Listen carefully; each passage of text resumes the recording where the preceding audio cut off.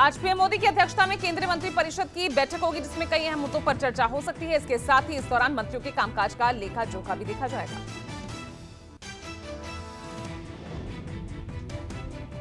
गुजरात चुनावों को लेकर बीजेपी केंद्रीय चुनाव समिति की बैठक में पीएम मोदी शामिल हुए। बैठक में कैंडिडेट के नामों पर विचार किया गया।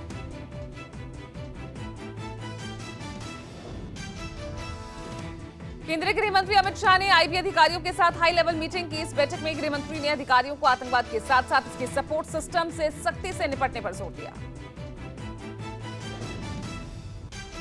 बीजेपी केंद्रीय चुनाव समिति की बैठक आज दूसरे दिन भी जारी रहेगी। गुजरात के लिए प्रत्याशियों के नाम होंगे तय और इसके बाद संभावित प्रत्याशियों की लिस्ट जारी की जा सकती है। गुजरात में 2 चरण में मतदान होने वाला है, लेकिन आगामी विधानसभा चुनाव में नितिन पटेल, विजय रूपाणी और भूपेंद्र चुडासमा विधानसभा का चुनाव नहीं लड़ेंगे। सामने से हमारा ऑफर रखा है कि हम विधायक का चुनाव लड़ना नहीं चाहते। टिकट नहीं मिलने का तो सवाल ही नहीं है। मैंने बोला ना, 6 टर्म में विधायक रहा हूँ। अपने 80% लोगों ने मेरे नाम के लिए सिफारिश की थी। गुजरात विधानसभा चुनाव से पहले कांग्रेस को एक और बड़ा झटका लगा है। कांग्रेस विधायक भावेश कटारा ने विधायक पद से इस्तीफा दे दिया है। गुजरात चुनाव को लेकर कांग्रेस की दूसरी लिस्ट जारी होगी। वहीं कमल के फूल के इस्तेमाल को लेकर चुनाव आयोग में शिकायत को लेकर कांग्रेस विचार कर रही है। दिल्ली नगर निगम चुनाव के लिए दिल्ली बीजेपी की चुनाव समिति पहली बैठक आज होगी। बैठक के बाद चुनाव को लेकर बीजेपी अहम घोषणाएं कर सकती है। मुख्यमंत्री अरविंद केजरीवाल के आवास पर आप नेताओं की बैठक हुई। इस बैठक में नगर निगम चुनाव के लिए उम्मीदवारों के नाम पर चर्चा की गई। दिल्ली के डिप्टी सीएम मनीष सिसोदिया ने कहा कि आज आम आदमी पार्टी दिल्ली एमसीडी चुनाव को लेकर 10 गारंटीज की घोषणा करेगी। एमसीडी चुनाव में जीत के लिए आप जोर शोर से जुटी है और इसके तहत आज आम आदमी पार्टी एमसीडी चुनाव के लिए ऑटो कैंपेन लॉन्च करने जा रही है।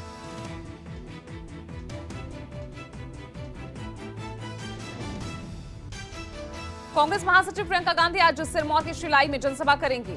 शाम को प्रियंका गांधी शिमला में रोड शो करेंगी। शिमला संसदीय क्षेत्र के शिलाई में ये उनकी दूसरी रैली होगी।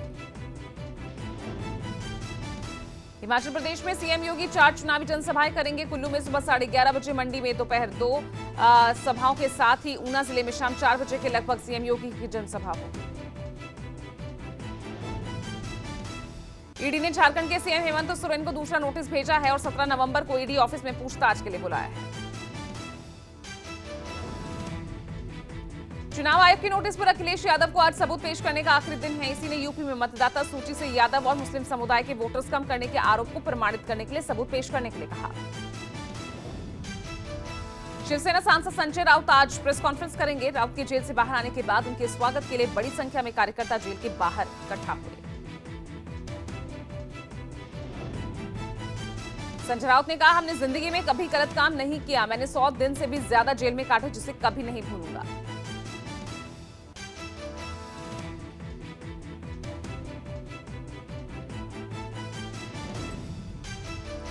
आज रामपुर की निचली अदालत में आजम खान की दोष सिद्धि पर रोक लगाने की याचिका पर सुनवाई होगी। निचली अदालत दोष सिद्धि पर रोक लगाती है तो आजम खान विधानसभा सदस्य बने रहेंगे। सुप्रीम कोर्ट ने कहा कि निचली अदालत के फैसले से पहले चुनाव आयोग उपचुनाव की अधिसूचना जारी न करे। ऐसे में सेशन कोर्ट के आदेश के बाद 11 नवंबर या उसके बाद चुनाव आयोग उपचुनाव की अधिसूचना जारी कर सकता है।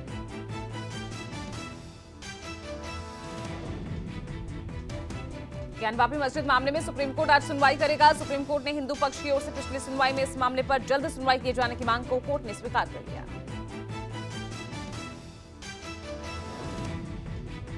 सुप्रीम कोर्ट आज दिल्ली में बढ़ते वायु प्रदूषण पर सुनवाई करेगा। कोर्ट में दाखिल याचिका में कहा गया है कि पराली जलाने की घटनाएं बढ़ने से राजधानी में वायु प्रदूषण गंभीर श्रेणी में है।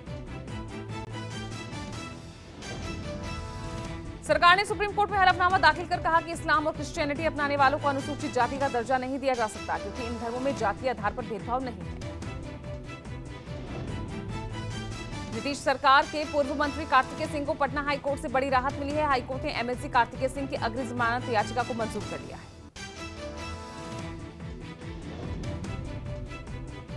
कांग्रेस की भारत जोड़ो यात्रा का आज 64वां दिन है। पदयात्रा 6 बजे शुरू होकर 10 बजे दानेगांव पहुंचेगी। ब्रेक के बाद शाम 4 बजे पदयात्रा दोबारा शुरू होगी और राहुल गांधी लोगों से मुलाकात करेंगे।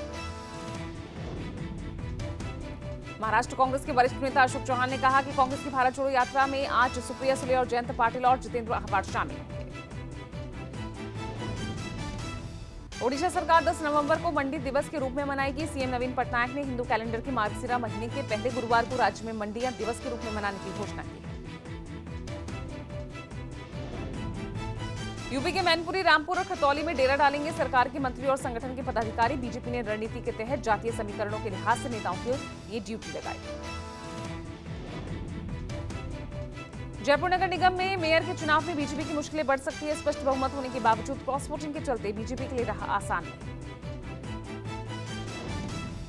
मंत्री राजेंद्र गुढ़ा के बयान पर विवाद बढ़ता जा रहा है। गुढ़ा ने कहा कि यदि सचिन पायलट को सीएम नहीं बनाया तो एक फॉर्च्यूनर में बैठने लायक लोग ही अगला चुनाव जीत पाएंगे। भारत अब दुनिया को अपनी तोप निर्यात करने के लिए तैयार है। भारत की प्राइवेट कंपनी कल्याणी को अपनी स्वदेशी तोप को निर्यात करने का एक और बड़ा एक्सपोर्ट ऑर्डर मिला है। जम्मू में प्रसिद्ध पर्यटन स्थल पटनी टॉप से सटे नथा टॉप में बर्फबारी से ठंड बढ़ गई है। वहीं बारिश के चलते जम्मू, सांबा, कठुआ समेत कई जिलों में किसानों की धान की फसल बर्बाद हो गई। पश्चिम बंगाल में टीटी उम्मीदवारों का विरोध प्रदर्शन जारी है। कोलकाता में बोर्ड के विरोध में अब पुलिस ने कई प्रदर्शनकारियों को हिरासत में भी लिया। अनुराग ठाकुर ने हिमाचल चुनाव में पहाड़ियों का साथ मिलने का दावा किया और कहा कि बीजेपी की सरकार लाने के लिए लोगों ने स्लोगन दिया है, डबल इंजन की गाड़ी, भाजपा संग पहाड़ी। जोशी के साथ स्वागत भी किया और डबल इंजन की सरकार को वापस लाने के लिए लोगों ने स्लोगन भी दिया है कि डबल इंजन की गाड़ी, भाजपा संग पहाड़ी। जी ने बताया। कांग्रेस ने कहा कि हिमाचल प्रदेश की महिलाओं को हर महीने 1500 रुपए मिलेंगे और उनके खाते में ये है कांग्रेस की हर घर लक्ष्मी गारंटी। ये अब भाजपा की तरह झूठा वादा नहीं, कांग्रेस का सच्चा वचन। महिलाओं को मिलेंगे हर महीने 1500 रुपए और महंगाई की मार 300 यूनिट बिजली फ्री देंगे। ये वायदे नहीं, ये जुमले नहीं है जैसा कि मोदी साहब ने जुमला किया। ममता बनर्जी ने कहा कि चुनाव आते ही बीजेपी सीए एनआरसी का राग अलापने लगती है। बंगाल को तोड़ने की राजनीति हो रही है। ईसुदान गढ़वी ने ट्वीट किया कि जस्टिस को ईटी सीबीआई का डर नहीं और जनता के लिए संघर्ष करना चाहता है और महापरिवर्तन के लिए सहभागी बनना चाहता है। वो सब अच्छे लोग आम आदमी पार्टी से जुड़ना चाहते हैं। सबका स्वागत है। बिहार के वैशाली के तेरसिया में एक नाव गंगा और गंडक के संगम के बीच फंस गई। नाव पर 200 लोग सवार थे। एसडीआरएफ ने 80 से ज्यादा लोगों का रेस्क्यू किया। नोएडा के सेक्टर 75 में एक लड़की के कार के बोनट पर बैठकर स्टंट करता वीडियो वायरल हुआ। पुलिस ने कार्रवाई करते हुए स्कॉर्पियो चला रहे युवक को पकड़कर कार को सीज कर लिया। राजस्थान के भरतपुर में अवैध खनन के खिलाफ संत नारायण दास ने आत्मदाह करने की धमकी दी है। संत ने अवैध खनन के खिलाफ कार्रवाई के लिए 3 दिन का समय प्रशासन को दिया है।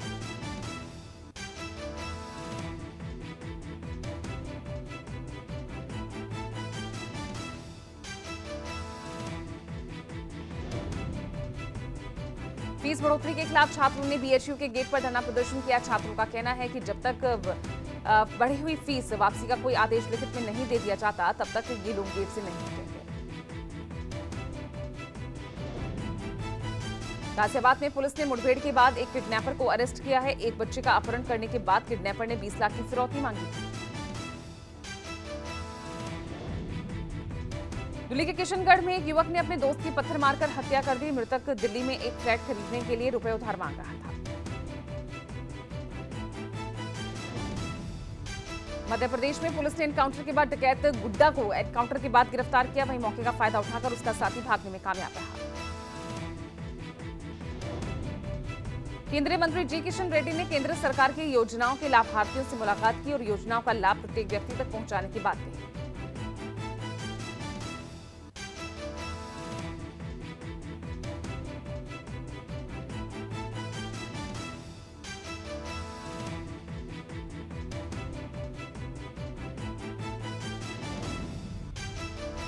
रूस ने अपनी सेनाओं को आदेश दिया है कि वो यूक्रेन की खेरसों से निकल आए। कयास लगाए जा रहे हैं कि रूस यूक्रेन युद्ध खत्म होने के आसार हैं। अमेरिका में मध्यावधि चुनाव में सीनेट में रिपब्लिकन पार्टी ने 1 सीट की बढ़त बनाई है। रिपब्लिकन पार्टी के पास 47 और डेमोक्रेटिक के पास 46 सीटें हो गई। T20 वर्ल्ड कप की आज भारत इंग्लैंड का सेमीफाइनल मुकाबला खेला जाएगा। भारत इंग्लैंड सेमीफाइनल मैच दोपहर 1:30 बजे से शुरू होगा।